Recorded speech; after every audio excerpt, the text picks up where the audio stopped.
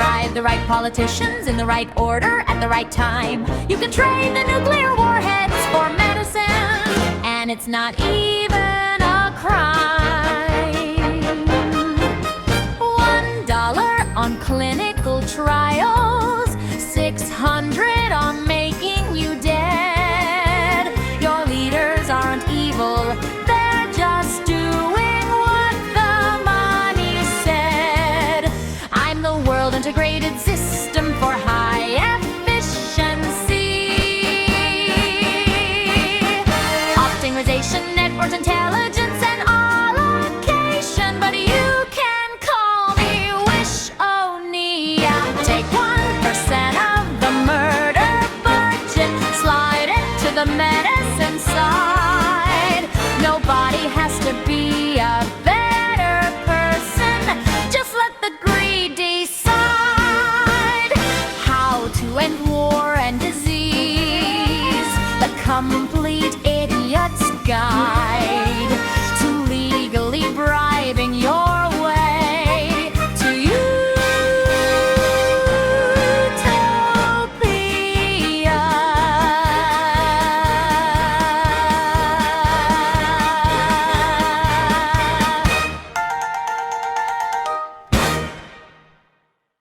Objection. Nice idea, but it likely won't happen. It already did. The Oxford Recovery Trial tested 7 treatments in 6 months, saved 1 million lives at $500 per patient. The FDA's version costs $41,000 per patient for the same information. The trial used existing hospital systems. Hospitals, it turns out, already contain sick people. This was apparently news. Follow-up. But globally. The internet scaled globally. So did smartphones. So did TikTok, which is considerably less useful. This just scales what already worked. We need the military budget. Objection. We can't reduce military spending. That would make us vulnerable. Response. The treaty takes 1%. You keep 99%. If you can't defend yourself with 99% of history's largest military budget, the problem isn't money. The Pentagon literally cannot account for $2.5 trillion in spending. You're asking them to redirect money they already lost in the couch cushions. Every nation reduces by 1%, so relative military balance stays proportional. Everyone turns the volume down together. Nobody gets quieter relative to anyone else. The greatest threats today aren't tanks rolling over borders, they're microscopic things rolling through airports. COVID-19 killed more Americans than World War I, World War II, Korea, Vietnam, Iraq, and Afghanistan combined. It did this without triggering a single defense system. Your nearly $900 billion military budget watched it happen, fully armed and completely useless. Broke, sick countries start wars. Healthy countries start businesses. Curing disease is preventative defense with better ROI than any missile system ever built. Follow-up. But what if enemies don't reduce?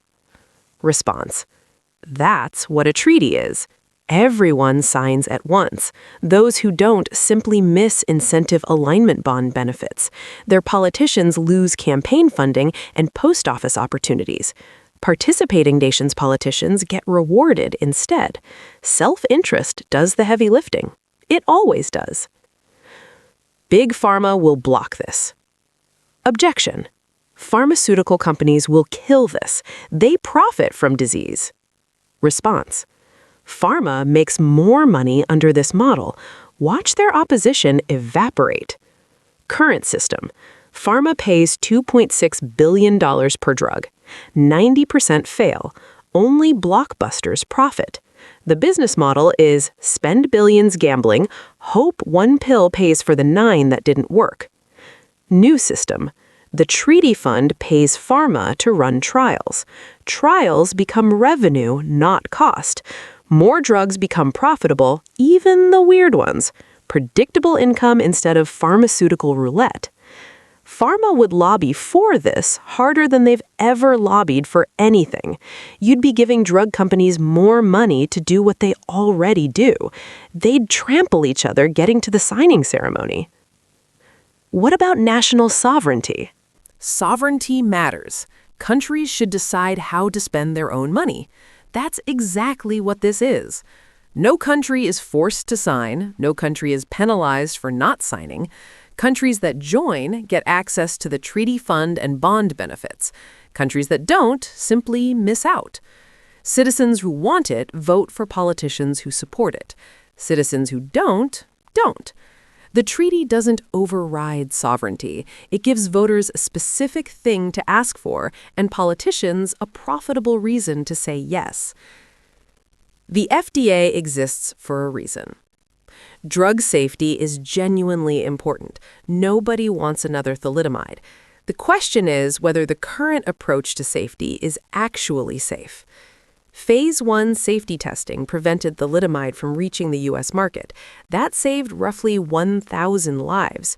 Since 1962, FDA drug lag has contributed to an estimated 4 to 10 million American deaths from delayed access to treatments already proven safe. That's 4,000 to 10,000 deaths caused for every death prevented. The current system isn't cautious. It's the most dangerous option available. It just doesn't feel dangerous because the people it kills die quietly in waiting rooms rather than dramatically in headlines. Under the decentralized framework, patients see real data on risks and benefits. Then they decide. Safety doesn't decrease, the paperwork does. What if countries cheat? You're right not to trust governments to keep promises. Most treaties fail for exactly this reason. Trust is a terrible enforcement mechanism, which is why this system doesn't use it. Politicians who comply receive incentive alignment bond benefits, campaign funding, and post-office career opportunities. Politicians who don't comply get nothing. Contributions are public on blockchain, so compliance is verifiable. Smart contracts route benefits automatically to compliant participants. Traditional treaties rely on trust and shame. This one makes compliance the career-maximizing choice. The system assumes the worst about human nature and designs around it. Your cynicism about politicians isn't an objection. It's the engineering requirement. You can't cure aging. Aging is natural and inevitable. You can't fight nature. Dying from infected teeth was natural until dentistry. Dying in childbirth was natural until medicine. Dying of smallpox was natural until vaccines. Natural just means nobody's fixed it yet. Dying of old age is natural in the same way dying of anything is natural. You're just used to this one. You already replace everything that breaks. Hearts, replaced. You're basically a car at this point. Kidneys, replaced, or hook you to a machine thrice weekly. Blood, replaced. Vampire economics, but medical. Bones, replaced. Titanium is better anyway. Joints, replaced. Your grandma is 15% metal. Aging is damage accumulation with known repair pathways. Telomeres shorten, lengthen them. Telomerase activation. Cells senesce, clear them. Senolytic drugs. Proteins misfold, refold them. Molecular chaperones. Mitochondria fail, replace them. Mitochondrial transfer. DNA breaks, repair it. CRISPR, base editing. You went to the moon with slide rules. You can probably fix cells with AI.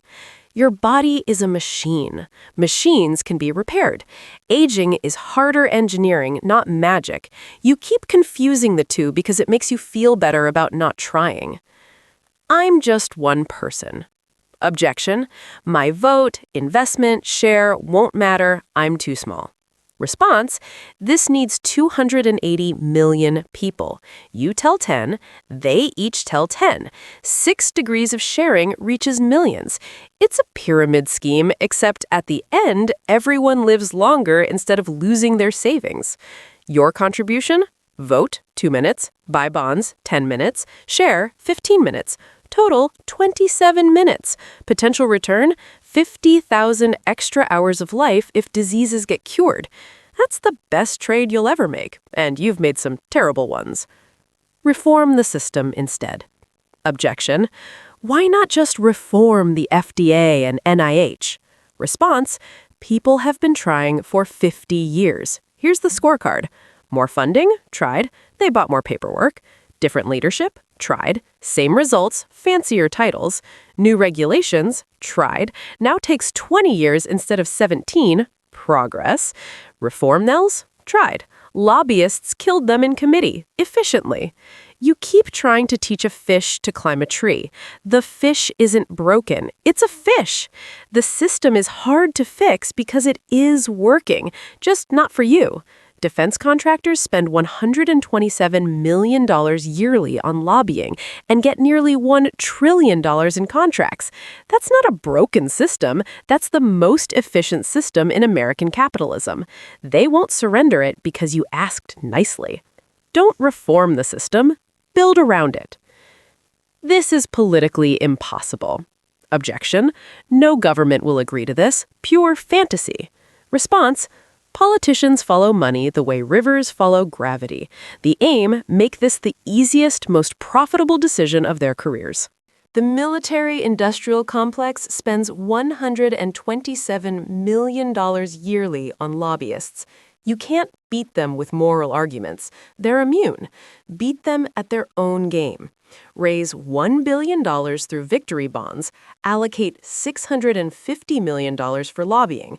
That overwhelms the defense industry's $127 million spend. Go to the same K Street firms defense contractors use. Outbid them for their top talent. Lobbyists work for the highest bidder. Become the highest bidder.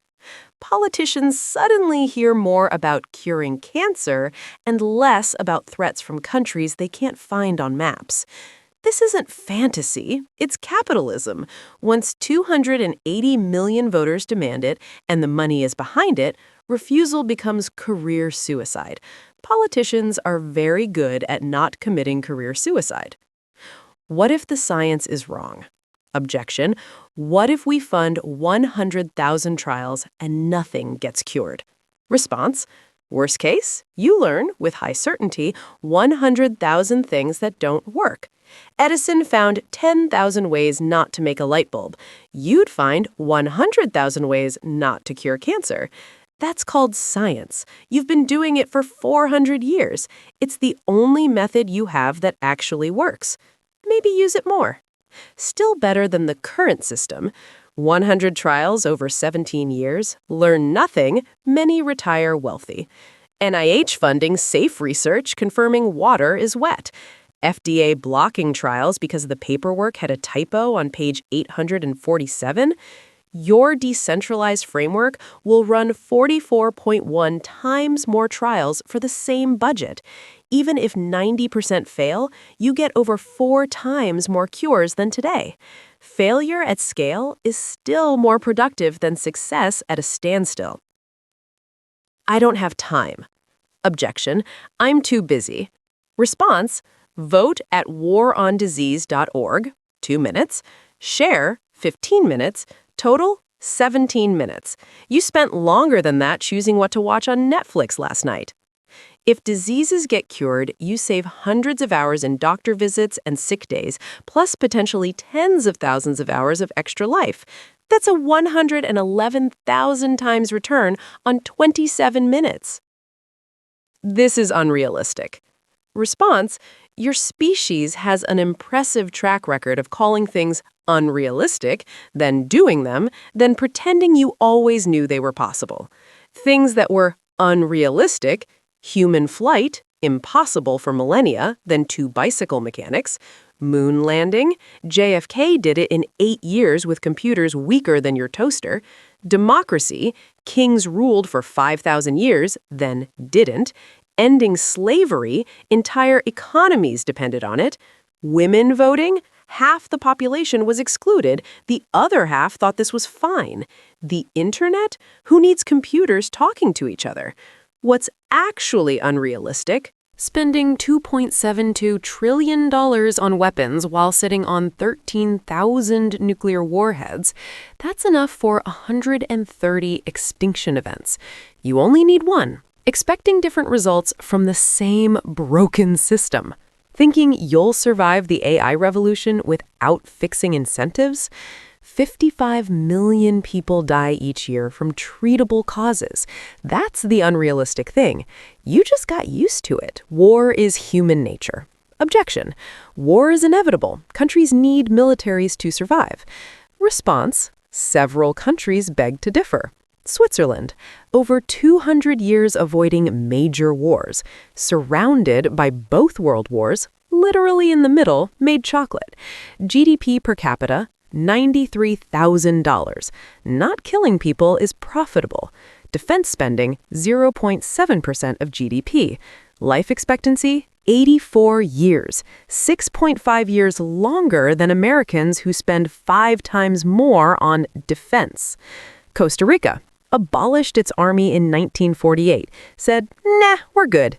Still sovereign over 75 years later, nobody invaded the country with no oil, redirected military budget to education and health. Life expectancy matches the U.S. at a fraction of the cost. 0 invasions since. Turns out nobody wants to conquer happy, educated people. The pattern is not subtle. Countries choosing peace get richer. Countries choosing war get poorer. Countries drained by disease are unstable and start fights. Countries investing in their people become too prosperous and comfortable to bother picking them. Nuclear weapons made territorial conquest largely obsolete in 1945. You're still budgeting like it's 1944. All wars on X have failed. Objection. War on drugs, war on poverty, war on terror, all failed. This will too. Response. Those were government wars using central planning. This uses markets. Spot the difference. Why government wars fail. They create bureaucracies that need the problem to exist. The war on drugs needs drug crime. The war on poverty needs poor people. The war on terror needs enemies. Each one accidentally created a government department whose continued employment depends on the problem never being solved. It's impressive, really. The only war humanity won decisively was World War II, and that was against other humans, which is admittedly your area of expertise. When you declare war on abstract concepts, the concepts win. Why the war on disease is different. Uses markets, not ministries. Pays for outcomes, not process. No bureaucracy to preserve. Smart contracts. Competition for solutions. Researchers paid for cures, not grants. You're not declaring war on disease, you're declaring peace with biology, then letting markets optimize. Call it the market for health. It's less dramatic, but it might actually work. This sounds like bribery. Objection, you're just bribing politicians. That's illegal and immoral. Response, you're describing lobbying. And yes, the mechanics are identical. Same K Street firms, same campaign contributions, same revolving door. The difference is what it buys. Current lobbying buys $1 trillion in defense contracts and a pharmaceutical system optimized for chronic treatment over cures. This uses the same mechanics, transparently, to fund clinical trials instead. Same tool, opposite direction. The tool was never the problem. It's unenforceable. Objection. Government promises to pay are unenforceable fantasy. Response. Courts are slow. Money is fast. This doesn't rely on courts. Break your word, the system automatically funds your replacement. Politicians understand this incentive structure instinctively. It's the only language they're truly fluent in.